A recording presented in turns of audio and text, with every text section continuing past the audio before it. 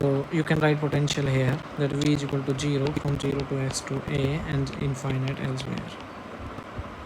Okay, yes. So if I write my wave function, or my wave function is psi nx is equal to, for any particle in any nth state, is this sin n pi x by a. Yes, remember. And energy is somewhat like En is equal to n square pi square h cut square upon 2 m a square. Okay, so if I arrange the particles, then this is my n is equal to 1 state, this is my n is equal to 2 state, this is my n is equal to 3 state, n is equal to 1, n is equal to 2, and n is equal to 3. So what can be my wave function if I have two bosons?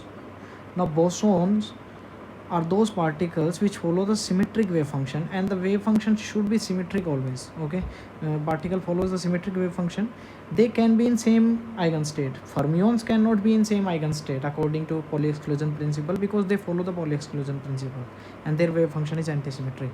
But for bosons, they don't follow the Pauli exclusion principle, and if they don't follow the Pauli exclusion principle, they need to have the symmetric wave function always. Okay, so for the understanding of this, now energy of the ground and energy of the lowest energy state, or the ground state energy for both of the particle in ground state, can be written as a, if I arrange both the particles are here. Now bosons can go,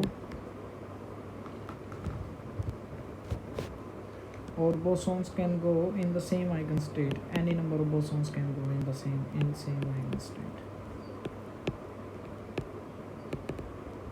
You need to make the wave function as symmetric. So bosons can go in same eigenstate. So for the two particles in n is equal to 1 state, the total energy is equal to, for first particle the energy is E1, or pi square h cut square upon 2m square, and second particle is also in the same state, so this is 2m square, and the total energy is 2 pi square h cut square upon 2m square. Okay, and the wave function, you can write that the wave function of both the particles, ground state wave function, because both the particles are in ground state x1 and x2, located as at x1 and x2 position. So for the first particle, this is in this is in ground state. So for the first particle, root 2 by a sin pi x1 upon a. And for the second particle, you can multiply the wave functions, right?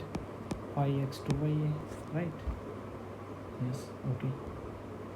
And the total function, wave function, is actually spatial part and spin part, as the spin is not mentioned, so you can write the wave function something like this. Now you can check that the wave function, the ground state wave function, this wave function is symmetric or not. Check it, that this wave function is symmetric or not. How would you check? You do the swapping, or you can take a different permutation in which you can move the first particle to the second particle position and second particle to the first particle positions. Okay, means if particle first is on x1 position, then you take the first particle on x2 position and second particle x2 position. On the if the second particle was on x2 position, you take the particle to the x1 position, and by swapping you will see that psi gs x1 x2 x2 x1, first particle is on x2 position now, and this comes out to be root 2 by a. Just change the x1 and x2, so sin pi x2. Now my first particle is on x2 position, and second particle is on x1 position, pi x1 by a, right? Now this wave function is completely similar to this. Psi gs x1 x2 is similar to psi gs x2 x1, right? And the probability density is also similar, so this the wave function is symmetric. Okay, now the second case, for example, for the first excited state of the system, Now, for the first excited state of the system, you need to have for the first excited state. Now this case was for the ground state, that the system is not excited and all the particles are in ground state, so the total wave function is of the ground state. Now what if and I need to write the total wave functions of the first excited state. Now for the first excited state, you know that the first excited state energy is greater than the ground state energy, obviously. So what is the next probability of having two particles such that the energy is greater than the ground state energy and lesser than the second excited state energy? So for the simplest combination comes out when my particle, okay, let's write on the next page. If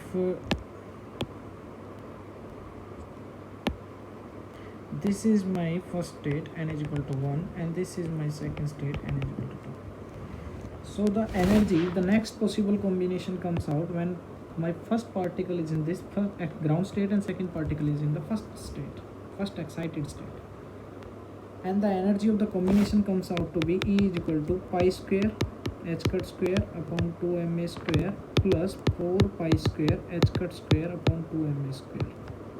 This comes out to be 5 pi square h cut square upon 2ma square. Okay, what if I take both of the particle and put them on the first excited state? What will happen? The energy is slightly greater than this energy, so that state is not the first excited state, okay, of the whole wave function. Remember this, that if I need to distribute the particles in different eigenstate or different eigenstate, then you need to check what is the total energy of the system, and in how many number of ways I can distribute those particles with in the ground state, the energy would be somewhat like the lowest energy, and the first excited state energy would be slightly greater than the lowest energy, and so on. Okay, now 5 pi square h cut square upon 2ma square is the energy of the combination, this permutation, where first particle is in n is equal to 1 state and second particle is in n is equal to 2 state, so the total energy is slightly greater than the ground state energy. Okay, that's all right. Now you need to write the obviously the wave function. Now my wave function is, for the first excited state, my wave function would be, now this, let's represent, this is first excited state x1 and x2. Okay, so if the first particle is in ground state, sin pi x1 upon a, and second particle is in first excited state, sin pi x2 by a. Okay, that's all right,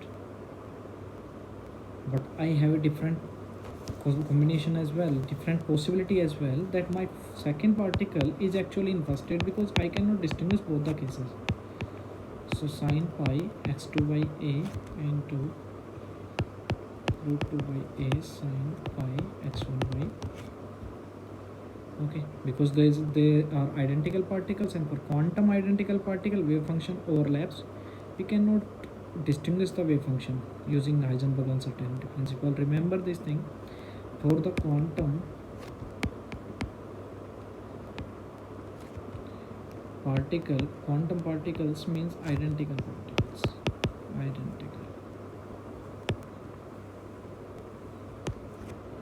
the wave function overlaps, always actually overlaps. Okay, this can be like the first particle has this wave function, second particle has this wave function, third particle has this wave function. They overlap to each other because you cannot distinguish the particle. So how can you say that this particle has this wave function? Okay, if the first particle having this wave function, second particle having this wave function, third particle having this wave function, so now you are assigning different wave function and you are saying that they are identical particles. So how can you assign different wave function to the different particles, to the same particles? Are you understanding me? Because the particles are same, you cannot like distribute the wave function that this particle is in this state, so this particle will have this wave function. Okay, for a single particle, you can write the wave function by just looking at the system that in which eigenstate the particle is. But for two identical particles, you don't know that which particle is in which eigenstate. So the wave function actually overlaps for the quantum particles. So I need to write the both the possibilities. This is for the system having this combination, that first particle is in first excited ground state and second particle is in first excited state. Now this can also be possible that second particle is in ground state or first particle is in first excited state. So my total wave function is actually the linear combination of this. Okay. So now you need to normalize this. How would you normalize? Now rather check first that the wave function is symmetric or not.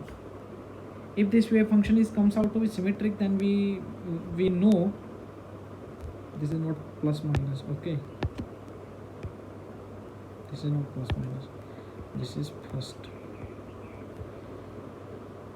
So you need to check whether the wave function is symmetric or not. If the wave function is symmetric, then you are distributing bosons. Okay, so you wrote a particular wave function. Now you need to check whether this wave function is symmetric or not. So I told you that to check out that the wave function is symmetric, then just put 1 is equal to 2 and 2 to 1. Okay, writing here the first excited state wave function